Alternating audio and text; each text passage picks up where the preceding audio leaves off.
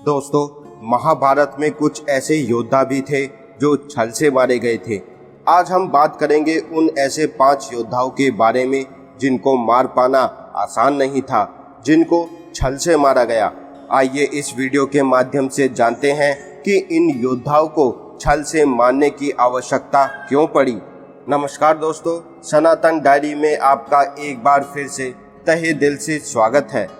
मित्रों, हमारे धर्म ग्रंथों में महाभारत के युद्ध को धर्म और अधर्म के बीच लड़ा गया महायुद्ध बताया गया है। आप जानते ही होंगे कि इस युद्ध में करोड़ों योद्धाओं ने अपनी जान को गंवाया था। इस युद्ध में कई महारथी ऐसे थे जिनको मार पाना बिल्कुल आसान नहीं था, परंतु फिर भी वे मारे गए। मित्रों, छल कपट से मारे गए सबसे पहले योद्धाओं में से सबसे वीर योद्धा का नाम आता है भीष्म पितामह। वे महाभारत के युद्ध में भाग लेने वाले सबसे शक्तिशाली, सबसे ज्यादा पराक्रमी और सबसे ज्यादा बुजुर्ग योद्धा भी थे। ऐसा कहा जाता है कि 18 दिनों तक चले इस महायुद्ध में 10 दिन भीष्म महाविजय थे। महाभारत का युद्ध भीष्म को पराजित किए बिना पांडवों के लिए जीतना नामुमकिन था।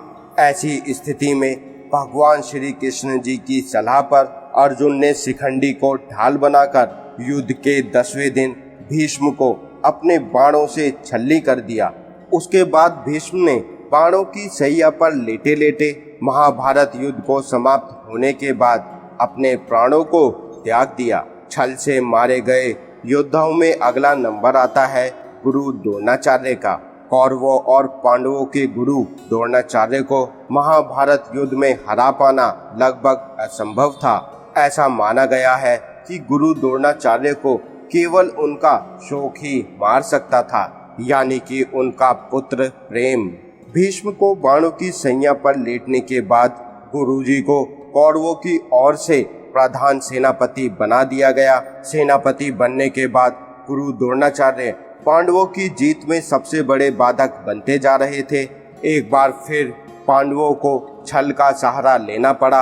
एक तरफ भगवान श्री कृष्ण ने भीमसेन से कहा कि वो अश्वत्थामा नामक हाथी को मार गिराए और फिर वो जोर जोर से चिल्लाए कि मैंने अश्वत्थामा को मार दिया। द्रोणाचार्य के पुत्र का नाम दरअसल अश्वत्थामा ही था। ऐसी स्थिति में वो भ्रमित हो गए और ऐसे में भगवान श्री कृष्ण ने छल का सहारा लिया और उन्होंने गुरु द्रोण से कहा कि वो युधिष्ठिर से पूछ सकते हैं कि अश्वत्थामा मारा गया।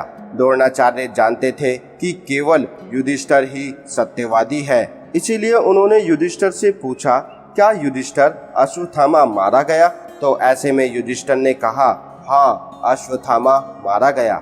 लेकिन जैसे ही वे हाथी बोलने जा रहे थे, वैसे ही भगवान श्री कृष्ण ने शंख ध्वनि कर दी और उसी समय गुरु द्रोणाचार्य ने अपने शस्त्रों को त्याग दिया और इसके बाद धृष्टद्युम्न ने तलवार की सहायता से गुरु द्रोणाचार्य के सर को धड़ से अलग कर दिया।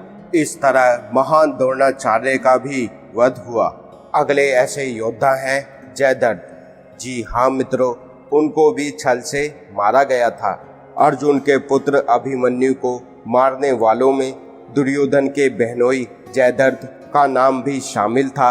जयद्रथ को अपने पुत्र का हत्यारा मानकर अर्जुन ने प्रतिज्ञा ली कि अगले दिन सूर्यास्त तक जयद्रथ को नहीं मार पाया तो मैं आत्मदाह कर लूंगा। शाम होने वाली थी और अर्जुन का जयद्रथ को मार पाना असंभव सा दिखाई पड़ रहा था, क्योंकि सभी कौरव पक्षों ने जयद्रथ को छुपा रखा था। ऐसे में भगवान श्री कृष्ण ने अपनी माया से सुदर्शन चक्र का सहारा लेकर सूर्य को ढक दिया, जिसको देख कौरवों समेत जयद्रथ ने समझा कि शाम हो चुकी है और खुशी के मारे जयद्रथ अर्जुन के सामने आ गया।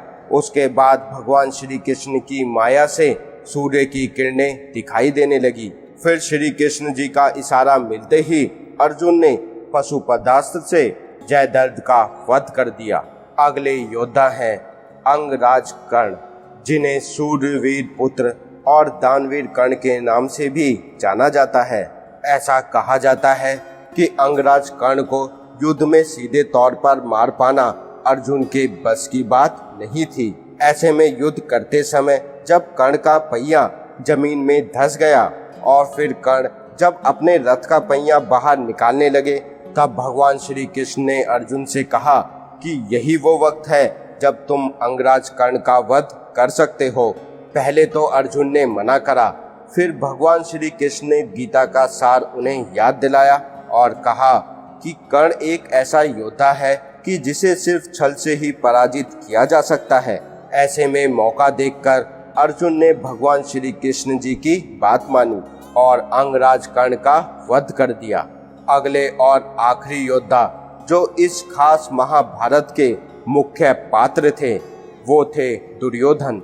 जी हाँ, महाभारत के अंतिम योद्धा दुर्योधन का वध भी पांडवों ने छल पूर्वक ही किया था।